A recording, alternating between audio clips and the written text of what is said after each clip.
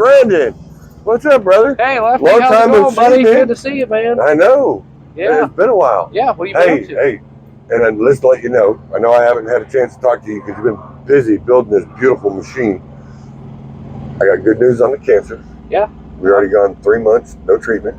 That's awesome. And I went and did a PET scan on the 1st. They did went back to the doctors on the 8th. And they said, we'll see you in another 3 months. Good deal. I'd like to hear that. I just wanted to know, give me some better good news besides we need all what the you good had news to we do can get. Absolutely. than what you've been dealing with before you got here to the show yesterday morning. Yeah. And I don't mean like, oh, he was here at 11 o'clock. No, more like... more like the afternoon. Yeah. But the truck was here. Yes, it was. I got here. I rolled in at 11:30 at night, Wednesday night. I rolled in, and they unloaded the truck off the trailer, and I'm like, well, that ain't Brandon's truck. Yeah. And that's when I come around the corner and I noticed that wasn't you driving it. So I was like, all right, well, at least the truck and the trailer made it here. Now, where's Brandon? Yeah, we made it in about 4:30 in the morning on Thursday morning, which was totally unintended, but that's just kind of how life goes. So, yeah. Obviously, the plan was to be here actually on Sunday, but just didn't happen. So. Yeah, but this is from the pictures you posted yesterday on there, on Facebook, and doing what it looks like now. Some people would call you a miracle worker. Well, you're the Houdini. Let me put it this way: some of my closest friends all said they weren't betting against me, but the odds were stacked against me, and the odds were definitely stacked against me, as most of everybody who was following this build. We obviously, shoot, last Sunday we didn't even have a painted hood on this one. There was no doors on it, nothing was assembled yet. There was zero interior in it. So and this was last Sunday? This is last Sunday. So from Sunday on, there was 3 days, and I've been telling everybody this, since we got here. And you're still conscious? Yeah, barely. You can definitely see it in my eyes. That's we can definitely. I can definitely see that. But there was cucumbers. there was three days of pretty much constant, that we were trying to get this truck together and get it out the door, and we were just bound and determined, it was going to happen for us, and it was something, especially for Bob Vogel, we've spent the last 8 months of our life on this thing for it to be here, and it would be a real shame if the 8 months comes down to the fact that we were a couple parts short, or we didn't get a few things done. That was just not really an option at that point. So sometimes in life you got to do what you got to do, and if it requires you to stay up for 3 days, that's just what it's like. I tell everybody, there's times in my life where I just don't take no for an answer, and sometimes you just got to do it, make it happen. Well, I'd have figured you would have said 3 days on Murphy. Yeah. So unfortunately, this year Murphy really didn't get any attention. Didn't really get cleaned up for the show because. But Murphy still rolled in looking pretty last night. Murphy sat in the barn all winter and just hung out, and waited for the spring, and said, pulled it out. We're ready to roll, Dad. Just just clean me up a little bit. Let me ride. Yeah. Well, this is pretty good. But all right, now on the interior. Now, from what I understand, the paint on this truck was done off of your new pickup? Yeah, so, we struggled with we started this truck in September. So when you start building something, one of your obvious questions always is, what am I going to paint this thing? How am I going to paint it? What colors am I going to paint it? So through the whole process of building this truck, I ended up getting a new Ford pickup, and I always wanted basically a red, more candy apple type pickup. Well, it just so happens that this dealership had the perfect one I wanted, and I went and bought it, and I fell in love with the color, and I get to looking at this thing one day, and I said, you know what, black frame, this truck would look awesome with. It was already a red paint job, but it was obviously like just a red, Oh yeah, old pretty much painted on with a paint job, with a paintbrush. So So we decided that, I think the perfect color for this would be almost like candy apple red. So I had my paint representatives come out, and we held several color charts up to my new pickup, and I picked the one that was closest to what that was, and then that kind of dictated on what we were going to do on the paint on this thing. And next thing you know, the color started going on it, and like everything else, as you put something together that's custom like this, you always ask yourself, are people going to like it? Are they going to hate the color? Are they going to hate what I've done to it? And as soon as I started seeing this truck come together on Monday, it really started to come together. And then once I see the hood come together and I see the doors go on, I'm like, man, I picked the right color. You know, I think it looks really good with what we did with it. You know, it was the right color for the truck. So. It actually turned out really, really gorgeous, and I mean, it popped. And being here yesterday morning, and when he fired it up, Bob Ogle was here when he fired it up yesterday morning. Oh, this thing come alive, sounded good. I couldn't believe it had to be a couple, 50 to 100 people to come soaring over the truck. Like, oh, it fired up. I heard it run. Oh yeah. Anytime you fire up an old Detroit, an old 2-stroke Detroit, you can bet there's going to be a crowd come over almost instantly. Definitely. But when they fired it up, it didn't smoke. It was clean. And listened to it, and he was sitting there revving it up, getting it up to RPMs, and man, I mean, it just sounds super clean. Yep. And then from what I heard was y'all had to move the cab back a little bit. Yeah. So originally this truck was a factory short hood standard hood. So it wasn't originally a long hood. Yeah, no. So originally the cab set about 21 inches forward from where it is now.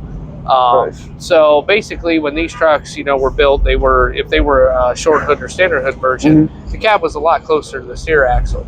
Yeah. So one of the things through the build process, me and Bob got talking, and we decided that, you know, I said, long hoods are way cooler, especially the GMC. You know, let's turn this thing into a long hood. Well, that turned into a whole nother adventure itself, and we ended up in Massachusetts getting the hood off of another gentleman, and it turned into, you know, us sliding the cab back, and we decided, you know, that once we did that, we were going to do all these other things, and there's, I mean, I could sit here and talk all day long about all the stuff we did to this truck and all the modifications that were done to it to make it this way, but we're bound and determined basically to turn it into a long hood because we felt that was obviously something that would look a lot cooler than what we had in a standard or short hood.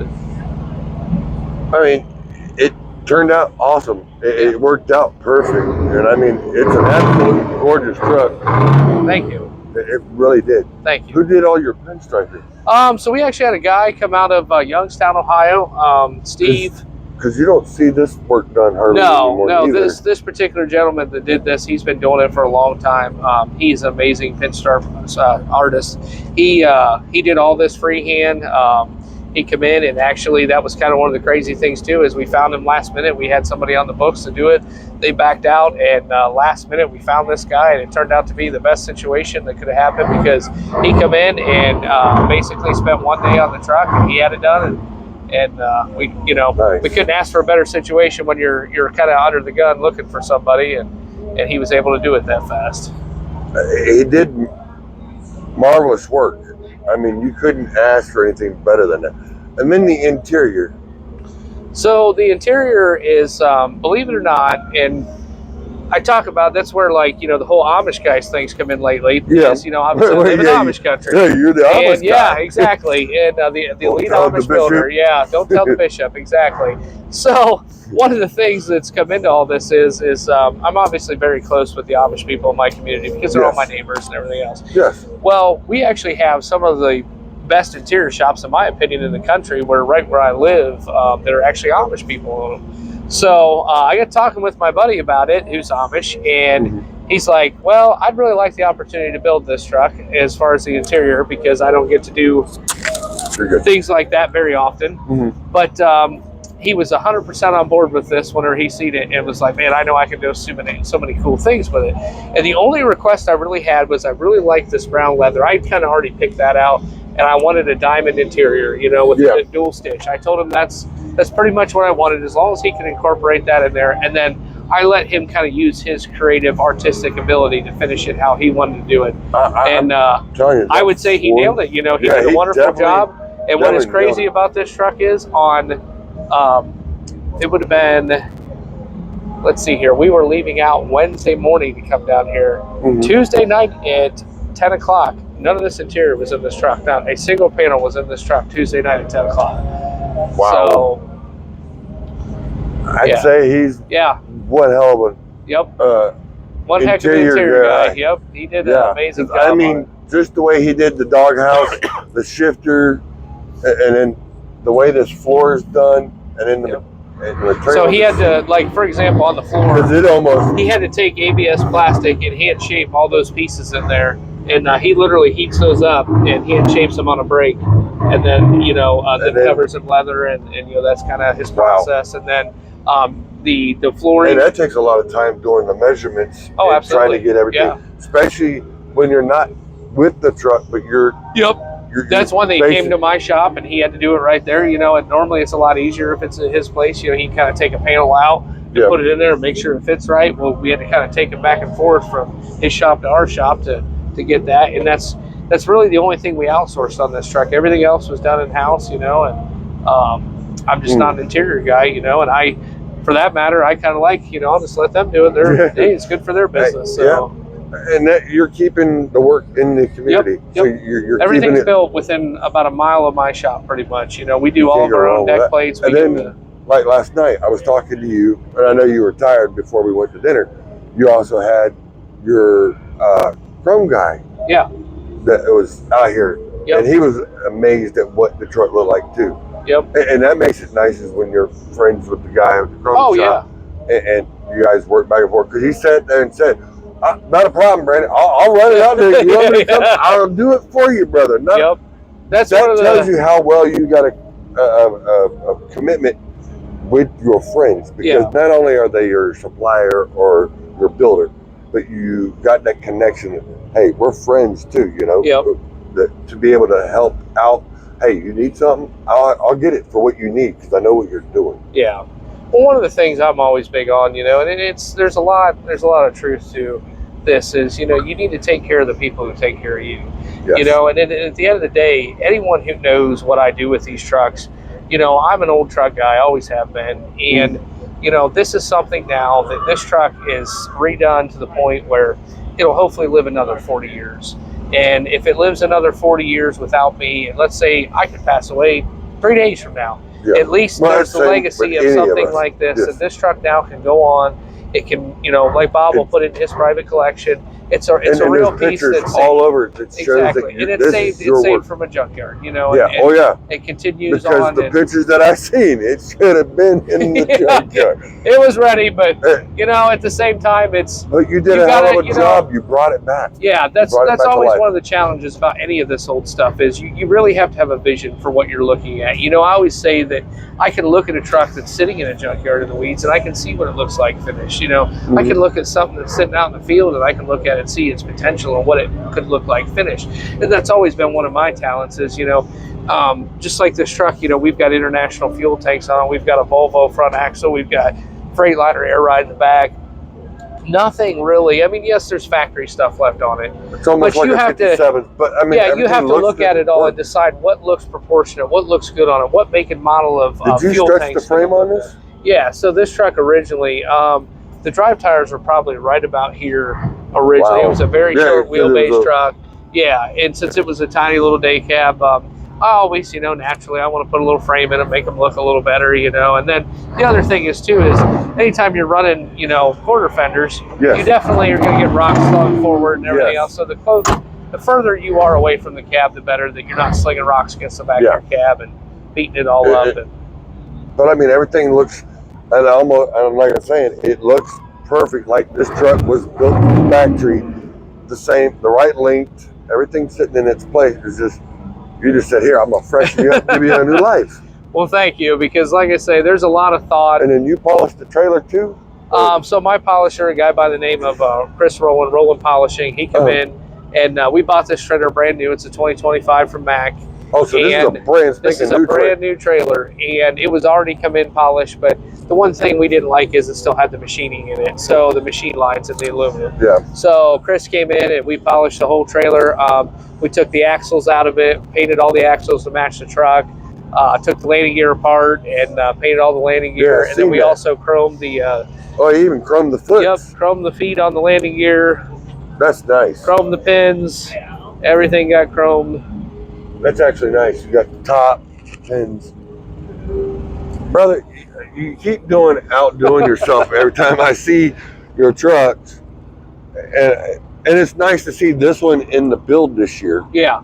Because I seen Gary Jones's Easy Money, which you built last year, which took forever. Yep. It wasn't able to make it into mats.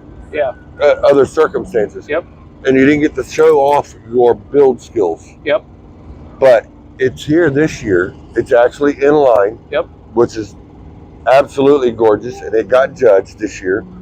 And then you got this here, a home build that you've done that's also here that made it into the judgment. Yep. By the skin of its teeth, but it made it here. Yeah. But I mean, brother, every time you do something, you're always one step ahead, outdoing yourself on the next one.